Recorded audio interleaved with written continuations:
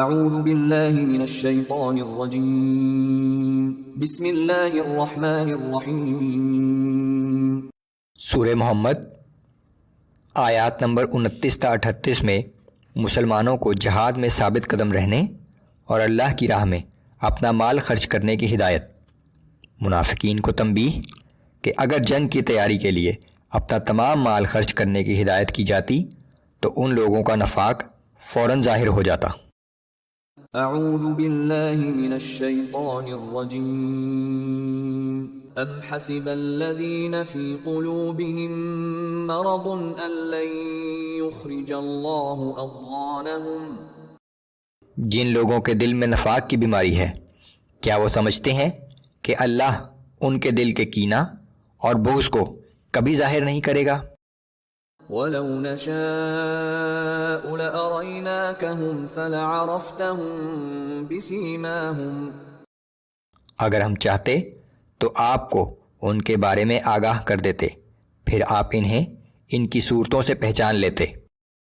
وَلَتَعْرِفَنَّهُمْ فِي لَحْنِ الْقَوْلِ وَاللَّهُ يَعْلَمُ أَعْمَالَكُمْ۔ اب بھی آپ انہیں ان کے انداز گفتگو سے پہچان لیں گے اور اللہ تم سب کے اعمال کو خوب جانتا ہے۔ وَلَنَبْلُوَنَّكُمْ حَتَّى نَعْلَمَ الْمُجَاهِدِينَ مِنكُمْ وَالصَّابِرِينَ وَنَبْلُوَ أَخْبَارَكُمْ۔ یقیناً ہم تمہاری آزمائش کریں گے تاکہ تم میں سے ثابت قدمی کے ساتھ جہاد کرنے والے اور صبر کرنے والوں کو دوسروں سے علیحدہ کر دیں اور تمہارے حالات کی بھی آزمائش کر لیں، تمہاری خفیہ باتوں اور اللہ اور اس کے رسول کے ساتھ چھپی ہوئی دشمنی کو ظاہر کر دیں۔ ان الذين كفروا وصدوا عن سبيل الله وشاقوا الرسول من بعد ما تبين لهم الهدى لن يضروا الله شيئا وسيحبط اعمالهم۔ یقیناً جن لوگوں نے کفر کا راستہ اختیار کیا، لوگوں کو اللہ کی راہ سے روکا اور رسول کی مخالفت کی جبکہ ہدایت ان پر خوب واضح ہو چکی تھی، یہ لوگ اللہ کو ذرا سا بھی نقصان نہیں پہنچا سکیں گے، البتہ اللہ ان کے تمام اعمال کو رائیگاں ضرور کر دے گا۔ یا ایھا الذین آمنوا اطیعوا اللہ واطیعوا الرسول ولا تبطلوا اعمالکم۔ اے ایمان والو، تم اللہ کی اطاعت کرو اور رسول کی اطاعت کرو اور اپنے اعمال کو ضائع نہ کرو کہ اللہ اور اس کے رسول کی نافرمانی کی وجہ سے تمہارے کیے ہوئے سب اعمال برباد ہو جائیں گے۔ ان الذين كفروا وصدوا عن سبيل الله ثم ماتوا وهم كفار فلن يغفر الله لهم۔ بلا شبہ جن لوگوں نے خود بھی کفر کی روش اختیار کی اور دوسروں کو بھی اللہ کی راہ سے روکتے رہے، پھر کفر کی حالت میں ہی مر گئے تو اللہ ان کی کبھی مغفرت نہیں کرے گا۔ فلا تهنوا وتدعوا إلى السلم وأنتم الأعلون والله معكم ولن يتركم أعمالكم۔ بس اے مسلمانوں، کمزوری نہ دکھاؤ اور تم خود کفار کو صلح کی دعوت نہ دو، تم ہی غالب رہو گے کیونکہ اللہ تمہارے ساتھ ہے اور وہ تمہارے اعمال کے اجر میں ہرگز کمی نہیں کرے گا۔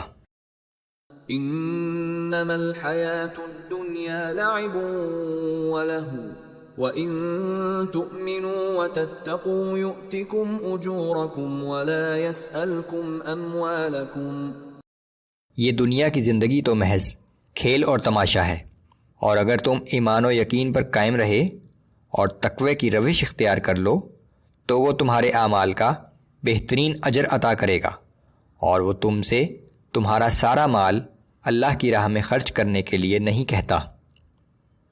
اس دنیا میں جو بھی نعمتیں اور آسائشیں تمہیں ملی ہوئی ہیں وہ محض چند روزہ اور عارضی ہیں۔ إن يسألكموها فيحفكم تبخلوا ويخرج أضغانكم. اور اگر وہ تم سے سارا مال اللہ کی راہ میں خرچ کرنے پر اصرار کرے تو تم بخل سے کام لوگے، اور اس طرح وہ تمہارے دلوں میں چھپی ہوئی ناگواری ظاہر کر دے گا. ها أنتم هؤلاء تدعون لتنفقوا في سبيل الله فمنكم من يبخل. یاد رکھو تم وہ لوگ ہو کہ جب تمہیں اللہ کی راہ میں خرچ کرنے کی دعوت دی جاتی ہے تو تم میں سے بعض لوگ ایسے ہیں جو بخل سے کام لیتے ہیں. ومن يبخل فإنما يبخل عن نفسه والله الغني وأنتم الفقراء. اور جو شخص بخل کرتا ہے وہ حقیقت میں خود اپنی ہی ذات سے بخل کرتا ہے، وگرنہ اللہ تو بے نیاز ہے بلکہ تم سب اس کے محتاج ہو. سارا مال خرچ کرنے کا حکم نہیں دیا گیا، البتہ اپنی خوشی سے جو شخص جتنا زیادہ مال اللہ کی راہ میں خرچ کرے گا اسے اتنا ہی زیادہ فائدہ ہوگا. وَإِن تَتَوَلَّوْا يَسْتَبْدِلْ قَوْمًا غَيْرَكُمْ ثُمَّ لَا يَكُونُوا أَمْثَالَكُمْ. اور اگر تم اس کے حکم سے روگردانی کرو گے تو وہ تمہاری جگہ کسی دوسری قوم کو لے آئے گا، پھر وہ لوگ تم جیسے بخیل اور نافرمان نہ ہوں گے. یہ آیات ہجرت کے بعد نازل ہوئیں جب امت مسلمہ اپنے دشمنوں کے خلاف جنگ کی تیاری میں مصروف تھیں. ان میں مسلمانوں کو جنگ کی تیاری کے لیے اپنا زیادہ سے زیادہ مال خرچ کرنے کی ترغیب دی گئی ہے، لیکن ان کا مفہوم عمومی ہے.